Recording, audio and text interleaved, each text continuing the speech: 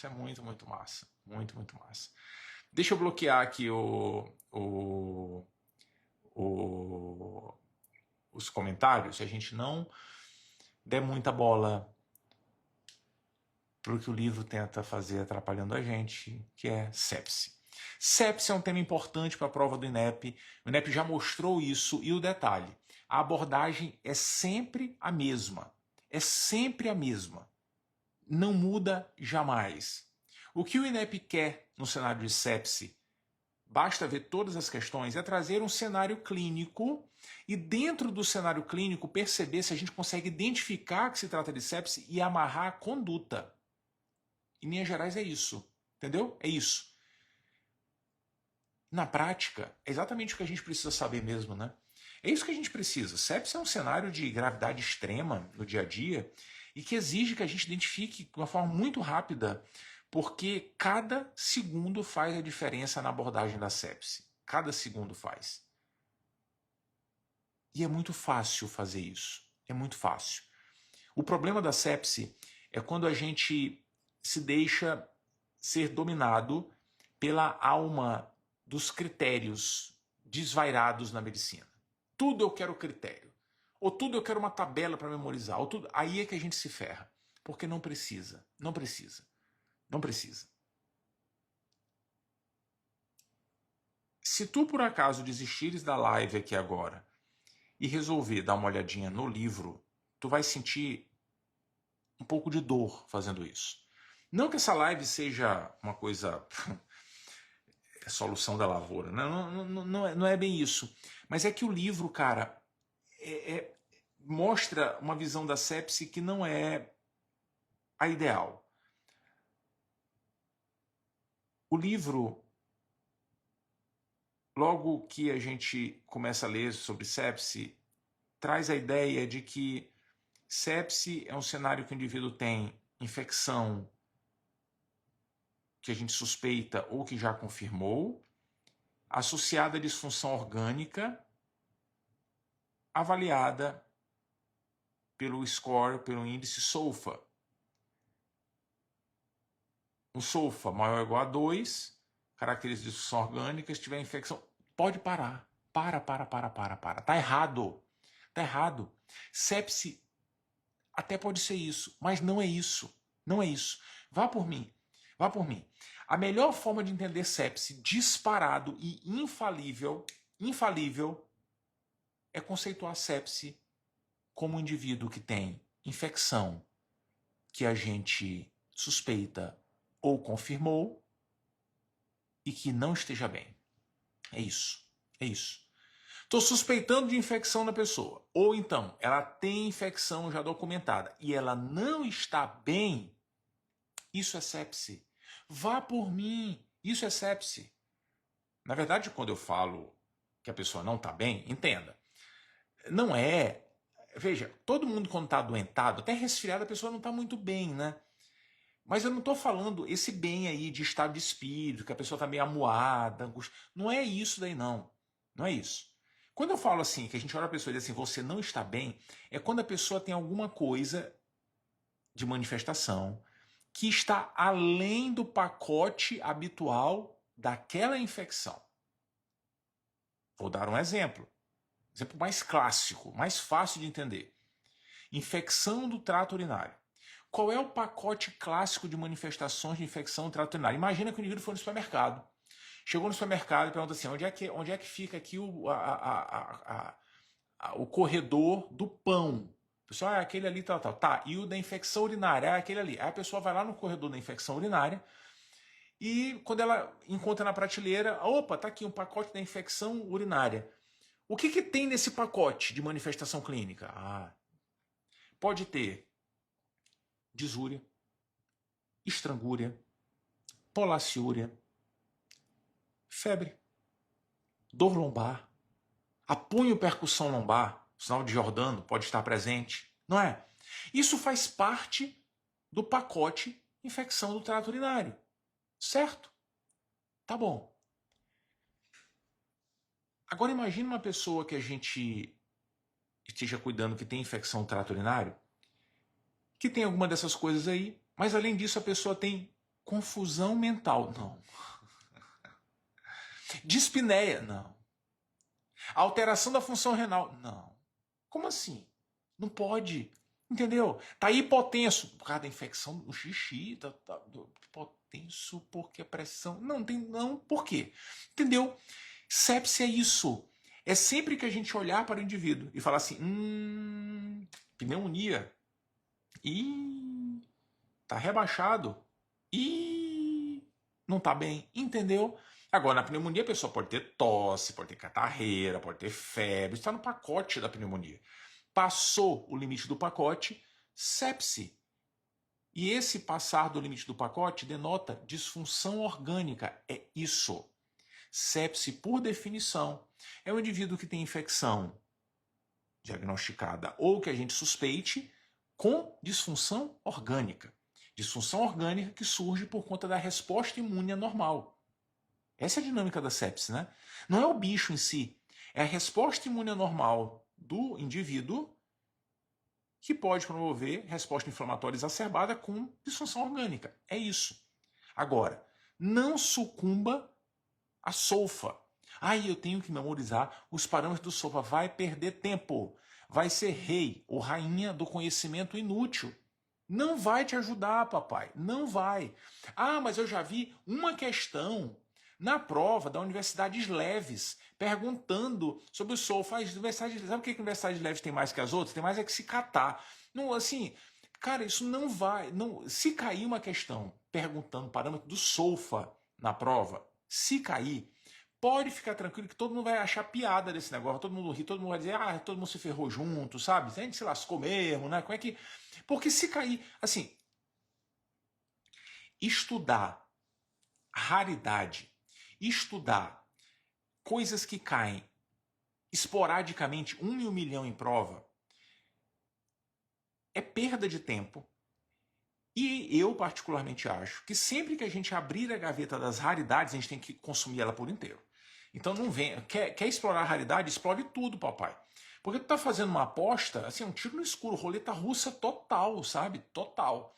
Então não se prenda a isso, porque isso não é o padrão, muito menos do INEP. O INEP não tem esse padrão. O INEP é uma prova, a prova do INEP tem uma característica de tentar ser clínica, né? De tentar ser romântica. Às vezes, enfim, às vezes ela quer ser romântica e dá uma tosse quebrada, né? Sabe aquela tosse quebrada do povo, né? Que eu vou... eu dou uma tosse, estou quebrando, né? Sabe essa tosse? Sai um catarro do nariz, aí quebra todo o clima romântico dentro do meio da questão do INEP. Mas a prova tenta ser uma prova que estimula o raciocínio crítico, o raciocínio clínico, tenta, falha miseravelmente muitas vezes, mas tenta. Não é uma prova de decorebas aleatórias, não é. Então fuja da ideia do solfa e se conecte ao conceito real de sepse. O solfa está lá nos consensos de sepse, está lá no Surviving Sepse, está no Sepse 3.0, está lá nas recomendações todas de sepse, porque isso é importante para estudo clínico. Para estudo clínico, quando a gente quer avaliar um fármaco na abordagem inicial de pacientes com sepse, quero testar corticoide, que o tempo inteiro é testando corticoide em sepse, enfim, quero testar algo na sepse. Para que a gente consiga dizer que realmente se testam indivíduos com sepse, precisa ter um critério objetivo, entendeu? Para isso que o SOLFA existe, é para ajudar nesse processo. Mas no dia a dia e na prova, para a gente definir sepse, a regra é o indivíduo que tem a infecção, mas não esteja bem. E não está bem é ter disfunção orgânica e que a gente pode sentir porque a pessoa tem algo além do pacote habitual da infecção. Entendeu? É assim que a gente precisa pensar em sepse. Deixa o SOFA de lado. Ele vai dizer, eu deixo o SOFA de lado, mas eu sou esperto. Eu uso o Quick SOFA, né? No mundo smart, tem o Quick SOFA. Cuidado, papai, cuidado. O Quick SOFA, apesar de ter um nome muito convidativo, ele não foi feito para a gente dar diagnóstico de porcaria nenhuma, muito menos de sepse. SOFA e Quick SOFA, eles não foram feitos para sepse, né? Eles já existiam, a gente que puxou para sepse. Mas eles não servem para dar diagnóstico de nada. Não serve. O SOFA avalia disfunção orgânica e o Quick SOFA avalia quem é mais grave que quem. Um dia que estiver brigando com alguém, pessoal, você não sabe de nada, vai falar assim, quem é que tem o Quick SOFA maior aqui da gente? Quem é? Ele serve para dizer quem é mais grave que quem, entendeu? É isso. Então, muito cuidado, porque o nome é convidativo, são poucas variáveis, né? Mas é para isso que ele serve, situações de catástrofe. Tem um leito na UTI só, tem 3 pacientes, tá? Quem é que tem quick SOFA e pior? Esse vai ter prioridade, entendeu? É para isso que ele serve. Muitas vezes, uma pessoa com quick SOFA anormal tem sepse, ok, mas ele não foi validado para isso. Esse é um ponto muito importante. Mas ele é legal, né? Ele é legal. Ele é legal e vale a gente lembrar até como é que a gente interpreta o quick SOFA. É simples, né? São 3 variáveis. Se o indivíduo tiver 2 ou 3, o quick SOFA está positivo. E as 3 variáveis são muito fáceis de serem lembradas. 1, alteração do estado mental. 2, alteração da frequência respiratória para mais, o ataque apneico, acima de 22. E 3, pressão sistólica, menor que 100 mm de mercúrio. Se tiver 2 das 3 variáveis, eita, quick SOFA positivo. Pode até ser que tenha sepse mesmo, pode ser, porque não está relativamente desregulada a pessoa, mas essa pessoa é mais grave que o outro que tem um quick SOFA negativo ou com uma variável alterada só. É para isso que ele serve. Não é para dar diagnóstico de sepse. Porque o diagnóstico de sepse é no cheiro. No cheiro. Suspeitei de infecção. Tem infecção documentada. A pessoa, não, opa, adição orgânica, sepse. E aí, papai, tem que pensar rápido, tem que pensar fácil, porque a abordagem precisa ser agressiva. E é isso que o INEP gosta. Muita atenção. Independente do consenso que a gente lê. Estou lendo o sepse 3.0. Ou estou lendo a publicação do Surviving Sepsis, ou estou lendo qualquer coisa que a gente leia, independente do nome que seja dado, bundle de sei lá o quê, e golden hours, independente do nome que seja dado, a proposta em linhas gerais é sempre a mesma. A abordagem agressiva, priorizando alguns passos que são críticos no suporte inicial do paciente com sepse. Existem 4 elementos que não podem faltar na abordagem inicial. 4. E a gente precisa levar isso para a vida. E, obviamente, para a prova também. Primeiro, ressuscitação volêmica agressiva para pacientes hipotensos e ou com hipoperfusão. Pressão está baixa e ou a pessoa tem estigmas de hipoperfusão, extremidades frias, mal perfundidas, tem um enchimento capilar lentificado e tal, ressuscitação volêmica. Recomendação, cristalóide, prioritariamente solução balanceada, sabe? Vai, Ringer, ok, Ringer lactato. 30 ml por quilo nas primeiras 3 horas. Essa é a recomendação da ressuscitação volêmica na sepse. É para todo mundo? Não. É para indivíduos hipotensos e ou com hiperfusão periférica. Isso é essencial. Ponto 1. Ponto 2. Coleta de culturas. É essencial também. Que cultura? Qual é o foco que está pensando? Está pensando em qual foco? É foco urinário? Cultura de urina. E independente do foco, né? Hemocultura é sempre bem-vinda também. Então, 2 pares de hemocultura faz parte. Isso é discutido até nessa utilidade de 2 pares, como é que faz tal, mas essa é a regrinha. E por que a gente escolhe cultura? Porque a gente quer tentar identificar o bicho, mesmo que não seja agora imediatamente, mas que seja daqui a 48, 72 horas, para a gente poder saber se a gente está sendo bem assertivo e ajustar bem o esquema antimicrobiano. Mas inicialmente o esquema antimicrobiano é o passo 3, que vem logo depois da cultura e vai ser instituído agora, imediatamente, como forma a gente controlar a evolução do processo. E aí tem uma perguntinha que tu não vais fazer, porque senão eu desisto. Qual é o antibiótico? Essa pergunta não se faz. Qual é o antibiótico da sepse? Não tem antibiótico de sepse. Tem antibiótico da infecção. Qual é a infecção que a gente suspeitou? É pneumonia? É antibiótico da pneumonia. Qual é o antibiótico para esse? É infecção urinária? É antibiótico para infecção urinária. Entendeu? É isso.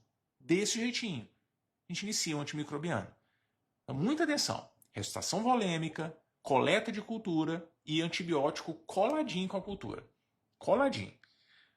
É muito importante a gente escolher a cultura antes de iniciar um antimicrobiano, mas obviamente até isso vale para a prática, né? Ah, tem fácil de hemocultura aqui, vai ter que buscar sei lá de onde, tá vindo de outra unidade, vai demorar, papai, dane-se, inicia o antibiótico. A gente não pode esperar a vida toda, né? Geralmente a gente tem facilidade para colher a cultura, mas isso tem que ser imediato, não pode demorar de jeito nenhum. 3 passos importantes. E falta o último, que não é uma medida terapêutica, né, mas uma medida importante para a monitorização, que é a coleta do lactato arterial. O lactato arterial é um dos marcadores que nos ajuda a monitorizar a microcirculação. É um dos marcadores que ajuda a monitorizar a intensidade da sepse, né? E a gente espera que o indivíduo tenha progressivamente redução dos níveis de lactato arterial. Além disso, o lactato arterial precisa ser avaliado porque ele acaba sendo um marcador importante, né, dessa da microcirculação. A microcirculação está sofrendo mesmo, e é um elemento que vai nos ajudar a documentar, eventualmente, uma das complicações mais temidas da sepse, uma das disfunções orgânicas mais temidas da sepse, que é o choque séptico. Muita atenção. Choque séptico é o cenário em que o indivíduo não respondeu à ressuscitação volêmica inicial e tem um lactato arterial elevado. Isso é choque séptico. Essa é a definição de choque séptico. Se o indivíduo chegou hipotenso com sepse, tem choque séptico? Não sei. Primeiro passo, ressuscitação volêmica agressiva. 30 ml por quilo nas primeiras 3 horas. É isso. Entendeu? É isso. Não respondeu à ressuscitação volêmica com lactato arterial elevado, mostrando tendência à microcirculação, choque séptico. E por que é importante definir com precisão o choque séptico? Porque uma vez identificado, é droga vasoativa na veia. Tem que ofertar droga. O indivíduo vai continuar recebendo volume, a gente vai otimizar tudo, ok, mas droga vasoativa é essencial. Sem droga vasoativa, a gente não vai conseguir melhorar a perfusão periférica. Não vai. O indivíduo chocado não vai, de jeito nenhum. De jeito nenhum. E a droga vasoativa de escolha na sepse é noradrenalina. Muita atenção. Atenção também, porque a regra é droga vasoativa na veia. E na hora lá do bicho pegando, tanto faz a veia. A melhor forma da gente ofertar droga vasoativa, a forma mais segura, é através de acesso venoso profundo, acesso central. Só que muitas vezes isso não estará disponível. Só que não dá para esperar. Então, se o indivíduo tiver indicação de dar droga vasoativa, a gente inicia na veia periférica, enquanto providencia um acesso central. Não é um crime fazer isso. Tem que fazer isso. Mas noradrenalina é que tem que ser lembrada, né? Porque essa é a pegada de prova habitual. A prova teórica não costuma se debruçar sobre se faz em veia periférica ou veia profunda, né? O ponto é lembrar da noradrenalina. Obviamente, existe sinais de muita gravidade e que o indivíduo pode não responder à noradrenalina. E aí, nesses cenários, a gente pode considerar a associação de vasopressina. Em cenários extremos de falta de resposta mesmo, até a adrenalina pode entrar na jogada, mas é a exceção da exceção da exceção. A regrinha fundamental é lembrar sempre da noradrenalina. Isso é muito, muito, muito importante. Muito mesmo. Um detalhe é que tudo isso que a gente está conversando aqui, sobre essa falta de resposta à ressuscitação volêmica, com lactato elevado, isso define choque séptico e tal, isso vale muito no papel. Mas vale lembrar que na prática diária isso é muito dinâmico. E muitas vezes a gente não precisa cumprir etapa para tirar algumas conclusões. Vou dar um exemplo. O indivíduo está hipotenso. A gente não tem nível do lactato arterial ainda. A gente começa a ressuscitar o indivíduo volemicamente. Deu 20, 30 minutos, a pessoa não teve resposta nenhuma pressórica. Com 20, 30 minutos de volumaço, papai, droga vasoativa, entendeu? Não vai esperar dar 3 horas para ver se respondeu. Não. A pessoa que responde, o indivíduo que responde ao volumão, responde rápido, entendeu? E tira a pessoa da vasoplegia e tal, responde rápido. Demorou um pouquinho para responder, deve ser choque séptico, vamos iniciar a droga vasoativa. Mas e o lactato? Peraí, papai, não enche o saco não, ele é importante, ok e tal. No papel é com ele que define, tudo bem, na prova a gente vai marcar que é com ele que define, mas aqui não tem conversa, vou começar a droga vasoativa, entendeu? Isso é importante, isso não vai fazer mal para o indivíduo, absolutamente. O que a gente precisa é buscar, obviamente, otimizar a hemodinâmica do indivíduo, manter a pressão arterial média em níveis elevados, em níveis adequados, acima de 65 mm de mercúrio, para aí sim garantir boa perfusão tecidual, né? Então esse é o mantra da sepse. Tudo isso que a gente está conversando é sempre com foco no adulto. Na criança as coisas são muito parecidinhas, mas eu quero lembrar de uma diferença sutil, mas importante na infância. é que na criança piquititinha, se a gente for considerar a droga vasoativa, existe um pequeno detalhe. É que na criança piquititinha, às vezes a gente vai priorizar a adrenalina. Olha que massa. Existem dois padrões de choque séptico na criança piquititinha. Existe um padrão chamado hiperdinâmico, em que a perfusão periférica está até relativamente boa, sabe? Não está tão comprometida. E um padrão chamado hipodinâmico, em que a perfusão periférica está extremamente débil, extremidades frias, cianóticas e tal. Qual que é o ponto?